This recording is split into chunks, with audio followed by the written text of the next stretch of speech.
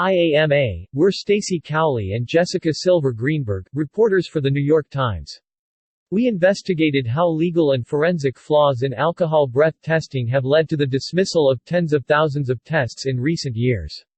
Ask Us Anything.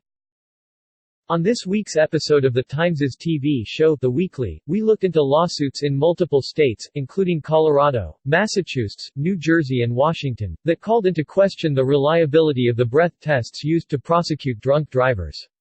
The science behind the tests is generally sound, but human errors and lax oversight have led to some catastrophic mistakes.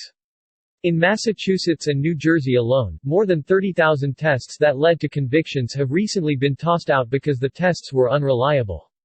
That cuts both ways. Potentially innocent drivers have been punished based on faulty tests. But when large batches of tests are dismissed, it becomes much harder for prosecutors to convict dangerous drivers and keep them off the road. You can read our full investigation here. Twitter, Proof, 12:30 p.m. Thanks everyone. We're signing off for now, but we'll check back later to catch a few more questions. I was surprised that the police officer in your weekly episode said something like, "I'm fine after 7 beers," meaning he would still be under the legal limit. Is that typical? Does he have an unusually high tolerance? We found that .08 is, for most people, a pretty high limit. Everyone's physiology is different, but 1 to 2 drinks really won't put most people up at that mark. It generally takes a fair bit more before you're at the .08 limit. It can be eye-opening to try out a portable breathalyzer and see what you personally blow after a few drinks. We, may have experimented a bit with this during our reporting. Stacy. What do you think about CMI not making their Intoxilyzer 9000 available for independent scientific research to anyone not affiliated with law enforcement? We found the secrecy by all the manufacturers, not just CMI, to be pretty unusual. The companies have imposed very stringent requirements on anyone who wants to get a look under the hood of these machines. One of the hackers in Washington state had done very sensitive work for Microsoft, and he said that the demands by Draeger were tougher than that. I worked on the most confidential things that Microsoft is, and they don't have any procedures like this, Robert Walker told us during an interview. Judges are starting to catch on. They have blasted the manufacturers and the states for their extraordinary secrecy. Florida, a panel of judges described their state's instrument as a magic black box with significant and continued anomalies. Jess. Through your reporting, do you have an opinion on whether the standard .08 should be higher or lower? Utah became the first state to knock down the standard to .05. And New York has been kicking around legislation to follow their lead. MAD, perhaps unsurprisingly, has mounted an aggressive citizen lobbying campaign to push states to lower the standard to .05. Jess. Is there a better alternative to this seemingly outdated technology? Blood tests are the gold standard, but they have their own risks. Sometimes, police officers end up injuring motorists trying to reach a vein. But the biggest issue with them is that they require a warrant. Jess. What is the number one flaw of the breath testing? Human error. By far. These are scientific instruments that have to be calibrated correctly, maintained correctly and used correctly. When something goes wrong in that process, the result becomes unreliable. Nearly all of the cases we found where large batches of cases had to be thrown out were because someone made a mistake in the calibration or maintenance process. Stacy. Is there a scientific body that is in charge to validate these machines on a schedule? Should there be? The Federal Auto Safety Regulator, National Highway Traffic Safety Administration, maintains what's called the Conforming Products list of approved breath testing machines. It's a register of devices that have passed their own tests and are considered generally reliable. But states are encouraged to do their own additional testing, because the NHTSA tests don't catch everything. Beyond that, every state sets their own rules about how their tests will be done and how their devices will be set up and maintained. Some have pretty strict rules, which, we found, aren't always followed, some are very lax. One interesting development, the Massachusetts State Lab we wrote about recently became accredited by the ANSI National Accreditation Board. Only a handful of state breath testing programs have sought out accreditation, but it's a good step toward ensuring that scientific protocols are established and followed. Stacy. Is it hard to overthrow a conviction where a driver fails a field sobriety test and when they do a blood test, it shows positive for marijuana that was used hours before the traffic stop? That's definitely a question for a lawyer. Marijuana is a hot issue right now in DUI enforcement. There's a gold rush mentality among makers trying to develop a reliable roadside screening method for it, but so far, the options out there generate lots of false positives. Stacy. Is this movement a new thing? How long did it take them to notice and why didn't they notice? I know for a long time in Massachusetts a common way to get breathalyzer results thrown out of court was to question the calibration of the machine. A lawyer friend of mine said it has worked for him more times than it has not. How do you think this will affect people like that driver who killed a bunch of motorcyclists in NH over the summer? Lawyers have been playing whack-a-mole with breath test results for decades. They'll question everything about the test in an effort to find a mistake that can get it DQ'd.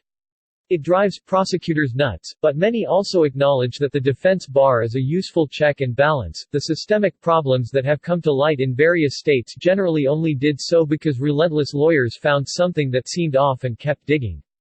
Cases that led to serious injury or death are typically given extra levels of care and scrutiny by police and prosecutors. It's rare in those cases for a breath test to be the only evidence of intoxication.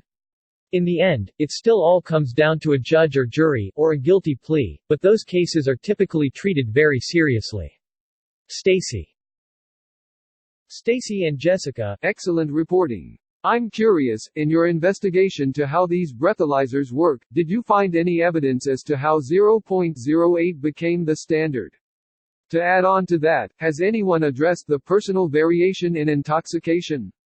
It's a well-known fact that some people show signs of intoxication at 0.04, whereas chronic alcoholics may not show any signs of intoxication until 0.20 or above.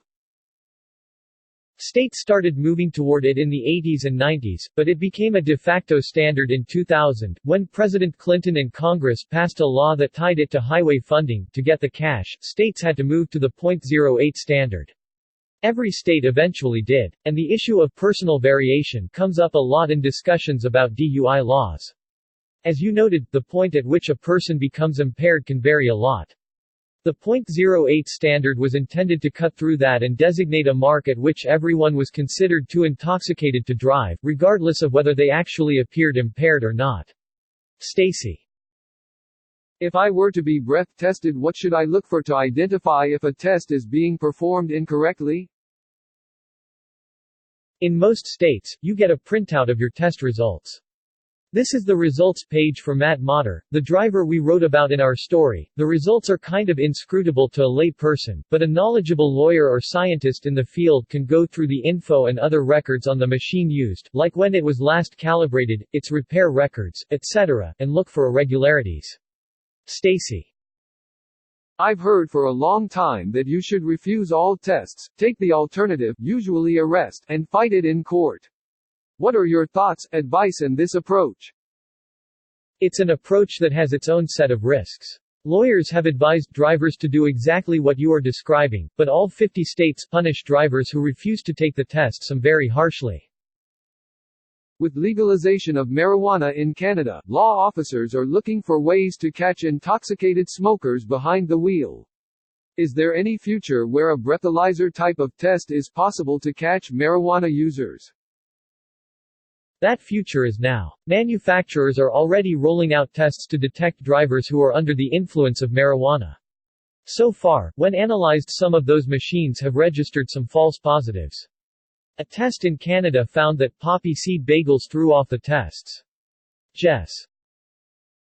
I haven't read the article yet, doing so now, but is this during a police stop or issues with breathalyzers you purchase and take yourself? What steps would someone take if they felt there was a problem?